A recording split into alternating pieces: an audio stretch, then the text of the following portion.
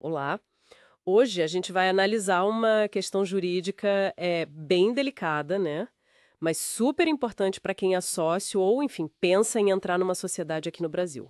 Exatamente. Nossa base é um artigo, olha só, da Revista Eletrônica do TRT do Paraná. Ele foca na responsabilidade daquele sócio que, tipo, não administra a empresa, sabe? Isso. Aquele que não põe a mão na massa, digamos assim. Pois é, e a pergunta-chave é: se a empresa for pega numa fraude, algo na gestão que leve à desconsideração da personalidade jurídica? A famosa DPJ. Isso, a DPJ. O sócio que só investiu, que talvez nem soubesse de nada, ele também pode acabar respondendo com os bens pessoais dele? É isso que a gente quer investigar. É exatamente esse o ponto.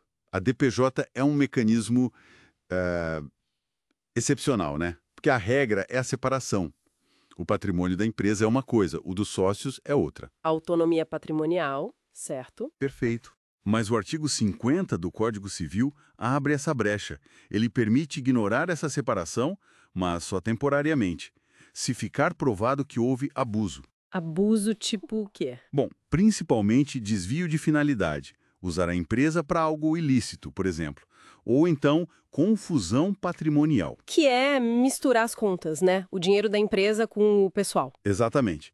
Aí a justiça pode ir atrás dos bens dos sócios para pagar quem foi lesado, os credores. Certo, mas aí vem um ponto que pega muita gente de surpresa, né? A ideia de que só investir sem administrar já seria uma proteção. Pois é, nem sempre. Porque o que a gente vê, e o artigo aponta isso, é que muitas vezes quando rola a DPJ, a responsabilidade cai no colo de todos os sócios. Todos mesmo, incluindo aquele cotista que não tinha poder de decisão, que talvez estivesse totalmente por fora das irregularidades. Tem até decisão do STJ que reforça isso, né? Dizendo que a responsabilidade pode ir além do valor que a pessoa investiu, das cotas dela. Exato. E isso leva a gente para outra questão complicada.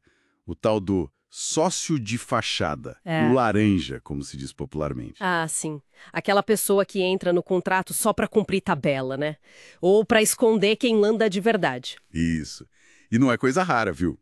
O artigo até cita uns dados da Moody's, falando de mais de 1 milhão de alertas sobre empresas com essas características no Brasil. É um problema bem real. E como a lei encara essa desconsideração? Tem mais de um jeito de aplicar isso, certo? Basicamente, sim.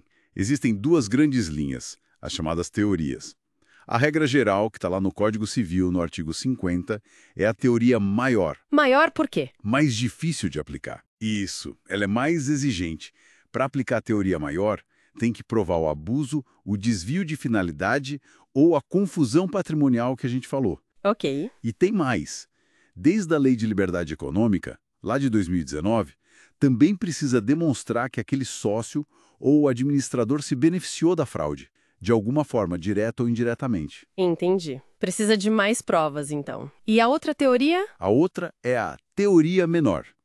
Essa é bem mais, digamos, flexível. Como assim? Em algumas áreas específicas, como no direito do consumidor, pelo Código de Defesa do Consumidor, e também, com frequência na Justiça do Trabalho, a coisa mais direta. Não precisa provar o abuso? Muitas vezes, basta o prejuízo para o credor e a empresa não ter como pagar, a insolvência. Se isso acontece, já se autoriza desconsideração para atingir os sócios. Nossa, bem mais rápido, então. Sim. E isso, claro, gera muita discussão, né? Sobre a segurança jurídica, porque facilita bastante alcançar o patrimônio pessoal dos sócios. Mas essa ideia de responsabilizar todo mundo, até quem não administrou, não tem gente que discorda? O artigo menciona umas decisões contrárias, né? Acho que uma do TJ do Paraná.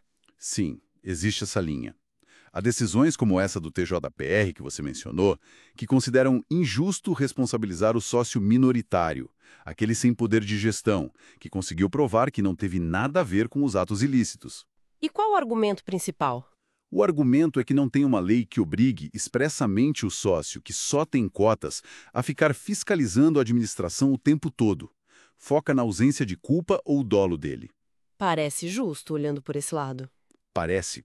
Só que a visão que ainda predomina, tanto na doutrina quanto nos tribunais, e é a conclusão do artigo que a gente está analisando, é outra. Ah, é. A visão predominante defende que a responsabilidade deve, sim, atingir todos os sócios, mesmo os que não administravam. Ué, mas por quê? Mesmo que pareça duro para quem só botou dinheiro ali e não participou da bagunça. A lógica por trás disso. ahn, É que quando alguém decide entrar numa sociedade, essa pessoa assume não só os direitos, os lucros, mas também os deveres e os riscos do negócio. hum, um pacote completo. Exato. Haveria um dever implícito, sabe? De ter uma vigilância mínima, de não ser só um nome no papel. A ideia é que responsabilizar todo mundo acaba desestimulando o uso de laranjas. Para evitar que se escondam atrás de quem não tem poder. Isso. E também incentivar que todos os sócios tenham algum interesse em garantir que a gestão seja correta, que as operações sejam lícitas. Mesmo que pareça rigoroso para o sócio passivo, a simples participação no capital já traria essa responsabilidade geral. Entendi. Então, o recado final aqui é um alerta bem claro, né? Sem dúvida. Entrar numa sociedade empresária no Brasil, mesmo que seja só para investir, sem intenção nenhuma de gerenciar o dia a dia. Carrega um risco considerável. Exato.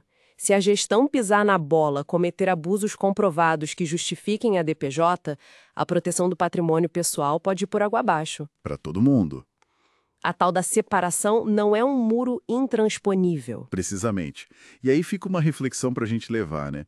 Será que essa abordagem de colocar todo mundo no mesmo barco, gestores ativos e investidores passivos, é realmente a melhor forma de coibir fraude? Ou será que isso acaba inibindo demais a vontade de investir, de formar novas empresas, coisas que são essenciais para a nossa economia? Exatamente. Especialmente considerando o quão complexo e arriscado já é empreender por aqui.